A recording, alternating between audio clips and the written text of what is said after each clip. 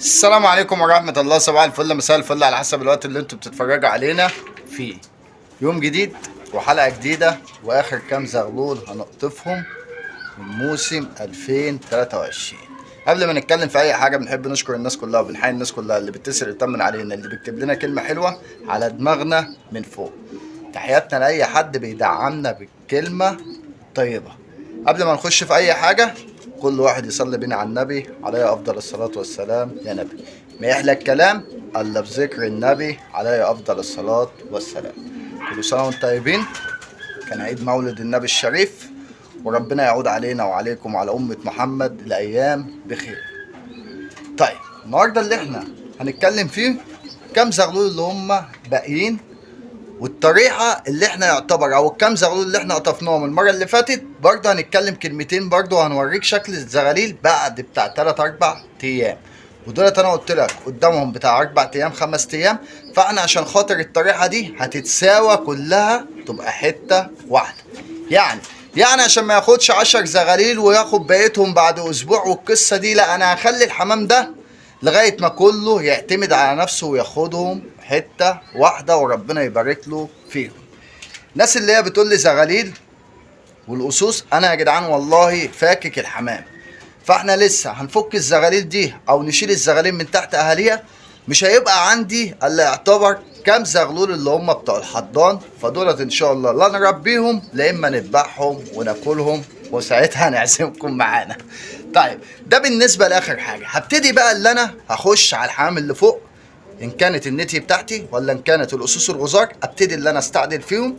هشوف الزيادات اللي انا خارج منها، هبتدي اللي انا همشيها. هشوف النواقص اللي انا محتاجها اللي انا هخش بيها الموسم او اللي انا هشتغل بيها، ابدا اللي انا اجيبها بحيث اللي انا اظبط الاسوس بتاعتي. طيب بعد كده هنبدا اللي احنا نهيئ بقى الحمامايه، ونبدا اللي احنا نظبط دنيتنا. ان كنا هننضف اللي هي البيبان بتاعتنا، هنرش البيبان بتاعتنا برضو. كل ده هنشرحه واحده بواحده. لكن حته لقو الحمام انا مش مستعجل على لقو الحمام. انا الحمد لله ربنا رضاني الموسم ده ولغايه وقتنا هذا، وفيما بعد ربنا بيراضيني. فان بنعمك ربك فحدث. ربنا مديك الخير فتقول الحمد لله. حتى لو قليل احمد ربنا على الكتير وعلى القليل، ومن حمد ربنا زاده. فاحنا حمدين ربنا، وعشان كده ربنا ممشيها معانا بستر وصحة وعافية وبركة في عيالنا وبركة في مالنا وبركة في حلالنا. فكل ده خير من عند ربنا. فانا بعلمك قصة حماماية وبعلمك اللي بيدور معاك، لان انا بقول لك الحمام ده لو طريقة زغاليل طلع لك منها كام زغلول ورضيت حد منها، يعني كان ماديا هو الاحسن ماديا، ادام ده بيجي منه ماديا يبقى الاحسن اللي انت تطلع منه جزء. مش هفرض عليك ولا اقول لك 10% ولا 20%، ده لو جنيه بس بنية اللي انت بتزكي على حاجتك دي هتلاقي ربنا كرمك من وسع. فاللي فيها الله ما بتغرقش، والتجارة مع ربنا كسبان مش خسران. فانت عود نفسك الحاجات اللي انت بتعملها ايا كان صغيرة يا جدعان، اقسم بالله ربنا بيديها لك في لحظتها. اعمل خير وانت ماشي في الشارع كده، اقسم بالله قبل ما تروح البيت بتلاقيه اضعاف مضاعفات. يعني عشان كده بقول لك اللي بيتاجر مع ربنا كسبان مش خسران. حبينا اللي احنا ننوهكم كده بحاجات بسيطة لان احنا كلنا ببعضنا. طيب يا رجالة، فاحنا دلوقتي عشان ما نطولش في الفيديو هنتفرج كام زغلول اللي احنا هنقطفهم، والحمد لله على كل شيء. ابقوا معنا هنرجع لكم تاني. يا رجالة ادي ده اول زغلول اهو، بسم الله. في واحد اهو، خلاص بقى كله هيتشال من تحت عليه. هذا اهو واحد، وادي التاني طالع بدبوس اهو. دول فرق الديكور اللي انا كنت سايبهم فوق، كنت مديهم نت اهو. صحة الزغلول بالصلاة على النبي. تمام. دول بقى الزغاليل الحضان برضه عشان تبقى معاها كده. ده زغلول بنفسجي برضه ما سحبتهمش الا لما لقيتهم بيدبوا في الكلفة مع اهاليهم. زغلول مسوت بالصلاة على النبي، صحتهم بالصلاة على النبي كلهم. ربنا يبارك لك يا ابو عمر. ادي اهو، مش هنقول 5 عشان ايه محدش يفهم غلط. وادي اهو 2 رحمانيات اهو. ادي 1 وادي التاني. دولت حضان اهو. تعالى ده يطلع قطقاطي محلاوي.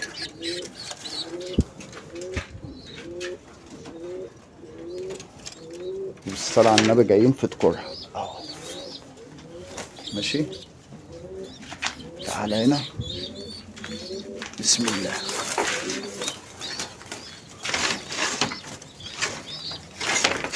برضه بندعبس كده عشان لو ايه زغلول ناسينه ولا اي حاجة. اه قبل اسود.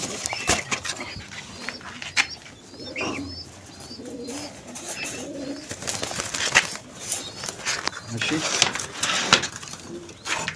ادي قشر بندق.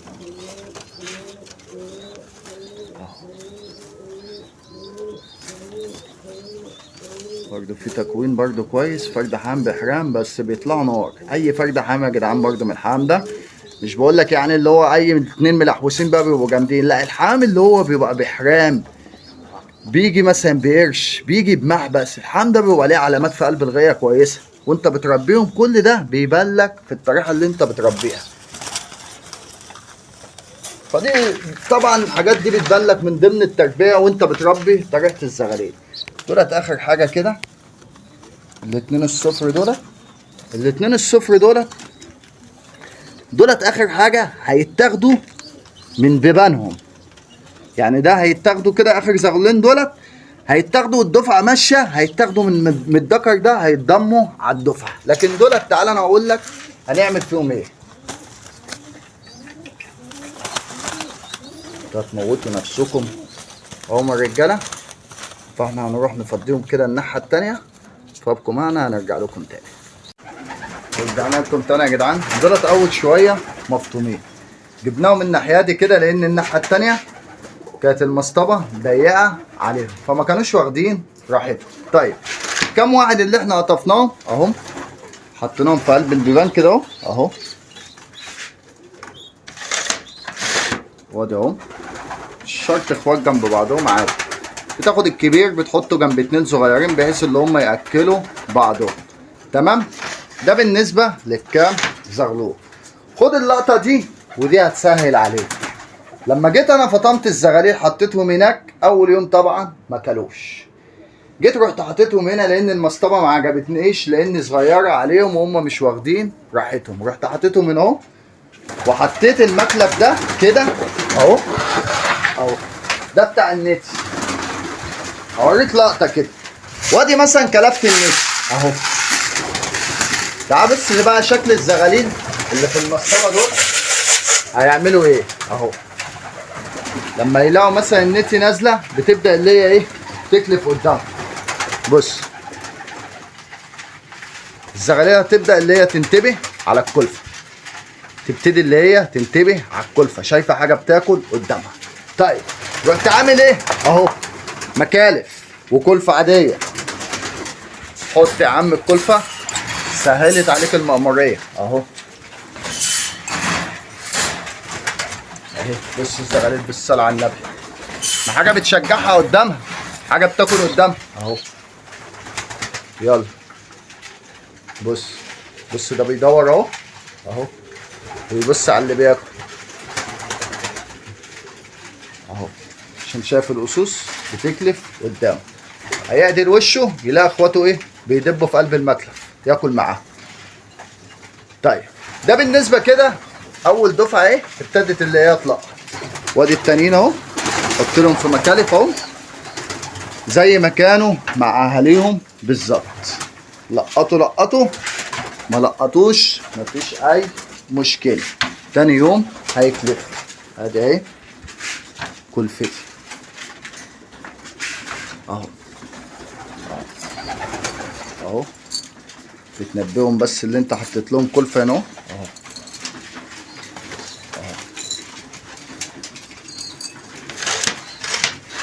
كده الدفعه بالصلاه على النبي كده كلها اتلمت هنا او اتحطت في حته واحده.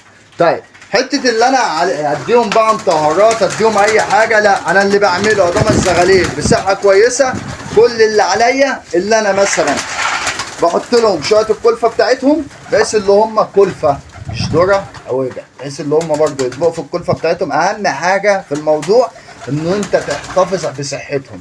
احتفظت بصحتهم امتى بقى تشتغل معاهم مطهر معه وتشتغل حاله الاستقبال دي. حاله الاستقبال دي لما بيغيروا المناخ بتاعهم، يعني انا دلوقتي الحمام ده رايح لاخ ليا فهو هيشتغل معاهم هم يعتبر يومين مطهر معه مش اكتر ولا اقل، ولا مضادات حيويه ولا اي حاجه. الزغاليل اهي كلها بصحه جيده والحمد لله طابقه في قلب الكلفه اهو. ادي الحمام قدامهم وادي اهم بيطبقوا في الكلفه، باجي اقشط من عليهم شويه خشن بس. ادي الزغلول اهو، وما تكبسش معده الزغلول. يعني دولت مثلا قول 10 زغلول ولا حاجه بديهم مثلا قيمه ايه 7 قبضات. السبع قبضات دولت كل زغلول بايه بياكل وبيشبع، لكن ما بيكبسهاش عشان ما يصرف، يعني عشان يصرف تاني يوم. عود نفسك بتقطف الزغاليل اول الايام بيلقطوا الذره العوجه، بعد كده بقى انا عشان خاطر اطلعهم من هنا بصحه كويسه هو بقى يشتغل بقى معاهم بقى عايز ايه عشان خاطر هيسحب منهم يعتبر الخشن اللي انا بديهولهم. يبدا بقى اللي هو يديهم شويه خشن او يديهم شويه كلفه ناعمين فيهم شويه خشن خفاف، يعني كام حبايه فول على كام درايه صفرا بحيث اللي هو يسحب منهم الخشن واحده بواحده، بحيث الزغاليل دي تفرد معاه وتورق معاه عشان خاطر اللي هو هياخدهم للنش. تمام يا رجاله؟ ده بالنسبه لموضوعنا، وده حته فطم الزغاليل. وفي اخر لقطه كده هنعملها في قلب الغيه من فوق بحيث اللي هو انا برده مش سايب لك اي حاجه، كام فيديو اللي احنا عملناه عشان لو في جديد نخش عليه على طول. المره اللي فاتت كنت مسيب اللي هم فردين حمام كان الانجليزي والباكستاني، اقول لك كام كلمه برده عليهم كده بخصوص يبقى انت كل حاجه قدام عينيك. تمام يا رجاله؟ ابقوا معنا هنرجع لكم تاني. دولت الشبابات الصغيره يا جدعان اللي هم سايبين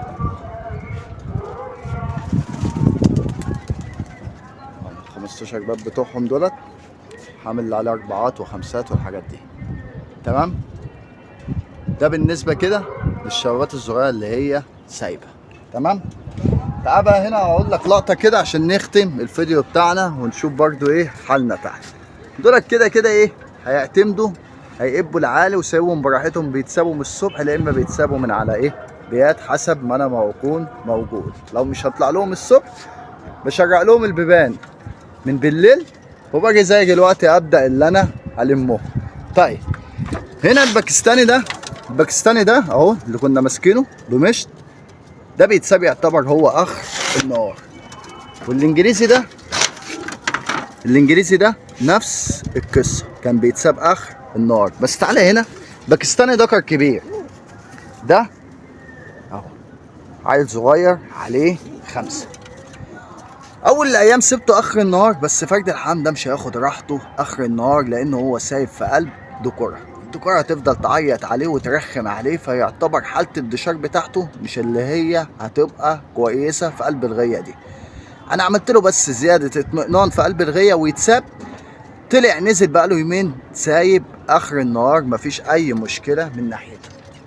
الصح والمظبوط عيل صغير يتحط في وسط عيال صغيره، بس اول سيبانهم او اول سيبان فرد حمام صغير ما ينفعش يتساب في وسط شبابات اصلا هي بطبيعتها بتاخد بعضها وبتمشي او بتاخد بعضها وبتقب العالي. لا تطمنه 3-4 ايام وبعد كده يتنقل في دفعه زغاليل. طيب دلوقتي اللي هيتم ايه؟ اللي هيتم اللي انا هقفل على دولت دلوقتي مثلا قدامهم نص ساعه قبل ما انزل اللي انا امسك السلكه واطلع لهم هلمهم. ده هيتساب في وسطهم خلاص بقى له يومين طالع نازل بيقوم ياخد دورتين وبيجي يحط، بس كده كده مش واخد راحته في حته الدشار بتاعه. الحمام ده يعتبر حلقته خلاص، ما فيش حتى لو قام كنس بيه هيقوم يتدور ومش هيقب العالي ولا هياخد بعضه ويمشي ولا اي حاجه، هيبقى في قلب المنطقه يقعد ده في وسطهم مفيش اي مشكله، بحيث ان انت يزيدوا دشار في قلب الغيه واطمئنان في قلب غيته. ده الصح وده المظبوط. عيل صغير يتحط في وسط عيال صغيره، ما عندناش احنا سلق البيض في قلب الغيه. في الغية دي اعمل حساب العقلة قبل ما تعمل حساب الصابع. تمام.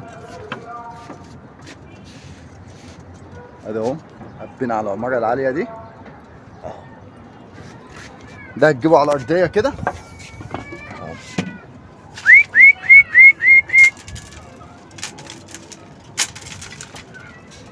واخدة حبايتين كلفة كده وهم يجوا. بعد كده هنفتح لكم الكاميرا عشان برضو ايه تشوفوا كل حاجة قدام عينيكم. طيب هو طلع ما طلعش ادي اهو في قلب الباب مفيش اي مشكلة. ادي الحامتين اهو واضحين اهو. بس بقى معاك كلفتهم دلوقتي. ابدأوا بقى اللي هم يحنوا وده يقعد في وسطهم مطمن كده شويه. هتسيبه برده شويه كده اهو قيمه 5-6 ايام برده على النظام ده. تيجي تفتح له نص ساعه في وسطهم وبعد كده ممكن تحطه في وسطهم بقى من بالليل من الصبح مفيش اي مشكله بحيث ان انت يعتبر بتضمه على اخواته. قام بقى الصبح جري في وسطهم عمل سوى القصه دي كلها يبقى انت كده كده ماشي مع الحمام ده الصح والمظبوط. ده من ضمن الحاجات اللي في قلب الغيه اللي انت لازم تعرفها كل صغيره وكل كبيره. تمام. فانا هنفتح لكم الكاميرا اول ما يبداوا اللي هم يحطوا الانجليزي ده يطلع في وسطهم. ودي كام واحده يا جدعان اللي حطهم الشغلات الصغيره دولت.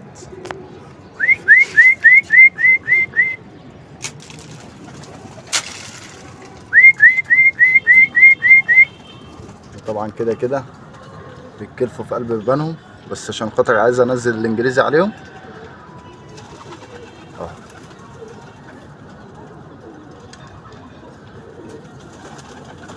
سيبوا شويه في وسطهم كده اهو وبعد كده اطلع المهم كده. دي مش كلفه شبع اساسا، دي تنقيره بس كده. كل فرد حمام ايه هياخد له حبايتين يعني مش هيشبعوا ولا يدقروا منك ولا القصه دي. دي هي حبايتين كده بس على الصاج ولا المكلب بتاعك الخشب اهو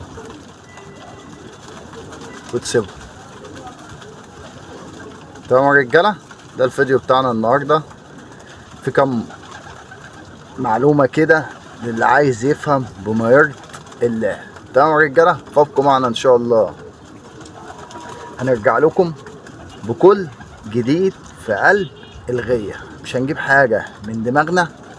والحامل اللي ارتاح ده برضو في شويه هيطلعوا مكانهم. يعني الحامل اللي احنا ريحناه اللي هو في الزاويه اللي هناك ده اللي هم عليهم وحيد ريحناهم. وهنبدا اللي احنا بقى نفتش في الحمام بتاعنا ده اللي هو يعتبر بقاله شويه مقفول عليه. هنشوف بقى اللي هو عليه الصمم. هنشوف الحمام اللي قرب يخلص. لازم عينك في قلب غيتك. فانتظرونا ان شاء الله من جديد لجديد. كان معكم اخوكم كوتو ادم ابو عمر والسلام عليكم ورحمه الله يا احلى ناس في الدنيا.